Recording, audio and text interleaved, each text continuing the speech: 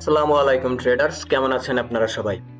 আপনারা যারা নতুন নতুন ট্রেডিং শুরু করতে চান তারা অনেক ধরনের ট্রেডিং স্টাইল সম্পর্কে শুনে থাকবেন। যেমন ধরুন স্মার্ট মানি কনসেপ্ট ট্রেডিং বা SMC trading, indicator based trading, candlestick based trading, price action trading. এই সকল ট্রেডিং এর মধ্যে প্রথম দিকে আমার মতে আপনার প্রাইস অ্যাকশন ট্রেডিং খুব ভালো করে শেখা উচিত, কেননা প্রাইস অ্যাকশন ট্রেডিং হলো ট্রেডিং এর একদম বেস। আপনারা যে কোনো ধরনের ট্রেডিংই করতে চান না কেন, আপনাদেরকে প্রাইস অ্যাকশন খুব ভালোভাবে শিখতে হবে। এবং আপনারা যদি একবার প্রাইস অ্যাকশন বেসড ট্রেডিংটা শিখে নিতে পারেন, তাহলে আমার বিশ্বাস আপনারা এই সেক্টরে সফল হতে পারবেন। আমার এই ভিডিওতে আজকে আমি আপনাদেরকে প্রাইস অ্যাকশন ট্রেডিং এর বেসিক যে বিষয়টা আছে সেটা বোঝানোর চেষ্টা করব। তো চলুন ভিডিও শুরু করা যাক। প্রাইস অ্যাকশন ট্রেডিং এর মধ্যে আমরা মূলত তিন ধরনের কাজ করে থাকি। অর্থাৎ প্রথমে আমরা ট্রেন্ড আইডেন্টিফিকেশন করে থাকি। যেমন ধরুন যে ট্রেন্ড কোন দিকে আছে, অর্থাৎ আপ ট্রেন্ডে আছে মার্কেট, নাকি ডাউন ট্রেন্ডে আছে, নাকি সাইডওয়েজ ট্রেন্ডে আছে। এর পরবর্তীতে আমরা ট্রেন্ড আইডেন্টিফিকেশন করার ক্ষেত্রে বিভিন্ন ধরনের ক্যান্ডেলস্টিক প্যাটার্ন এবং সাপোর্ট অ্যান্ড রেজিস্ট্যান্সের ব্যবহার করে থাকি।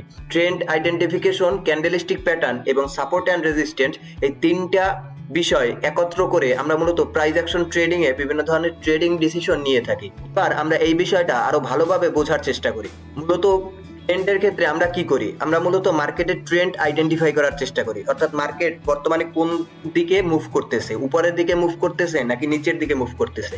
যদি মার্কেট উপরের দিকে মুভ করতে থাকে, অর্থাৎ হায়ার হাই এবং হায়ার লো ক্রিয়েট করতে থাকে, তাহলে আমরা বুঝতে পারি যে মার্কেটের ট্রেন্ড বর্তমানে আপ ট্রেন্ডে আছে। এছাড়াও যদি মার্কেট লোয়ার হাই এবং লোয়ার লো ক্রিয়েট করে মার্কেট নিচের দিকে মুভ করতে থাকে, তাহলে আমরা বুঝতে পারি যে মার্কেট ডাউন ট্রেন্ডে আছে। এবং সাপোর্ট অ্যান্ড রেজিস্ট্যান্সের ক্ষেত্রে আমরা কি করি, আমরা মূলত বিভিন্ন ধরনের ইন্ডিকেটর, এছাড়াও আমরা মূলত লাইন বা জোন এইসব ড্র করে আমরা সাপোর্ট লেভেল এবং রেজিস্ট্যান্স লেভেল ফাইন্ড করার চেষ্টা করি।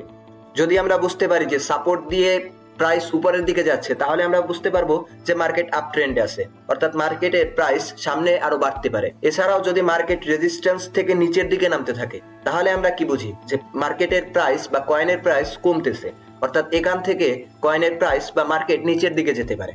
এবং ক্যান্ডেলস্টিক প্যাটার্নের ক্ষেত্রে আমরা মূলত জানি যে ক্যান্ডেলস্টিক প্যাটার্ন মূলত দুই প্রকারের হয়, অর্থাৎ বুলিশ প্যাটার্ন এবং বেয়ারিশ প্যাটার্ন। সো যদি বুলিশ প্যাটার্ন ফর্ম করে, তাহলে আমরা বুঝতে পারি যে মার্কেট উপরের দিকে যেতে পারে, অর্থাৎ কয়েনের দাম বাড়তে পারে। এছাড়াও যদি ক্যান্ডেলস্টিক প্যাটার্নের ক্ষেত্রে বেরিশ প্যাটার্ন ফর্ম করে, তাহলে আমরা বুঝতে পারি যে মার্কেটের প্রাইস নিচের দিকে যেতে পারে বা কয়েনের প্রাইস নিচের দিকে যেতে পারে। তো মূলত এই তিনটা বিষয় একত্র করে আমরা যে ট্রেডিং ডিসিশন নিয়ে থাকি, সেটাই হলো price action based trading. So আপনারা যদি এই তিনটা বিষয় খুব ভালোভাবে শিখতে পারেন এবং আপনাদের ট্রেডিং এ এগুলো অ্যাপ্লাই করতে পারেন, তাহলে আশা করা যায় আপনারা ট্রেডিং এ খুব ভালো একটা কেরিয়ার করতে পারবেন। এই ছিল আজকের ভিডিও। আশা করি ভিডিও আপনাদের ভালো লেগেছে। যদি ভিডিও ভালো লেগে থাকে, তাহলে অবশ্যই ভিডিওতে একটি লাইক দিয়ে দিবেন। আর এরকম ট্রেডিং রিলেটেড ভিডিও পেতে অবশ্যই আমাদের চ্যানেলে সাবস্ক্রাইব করে রাখবেন। ধন্যবাদ।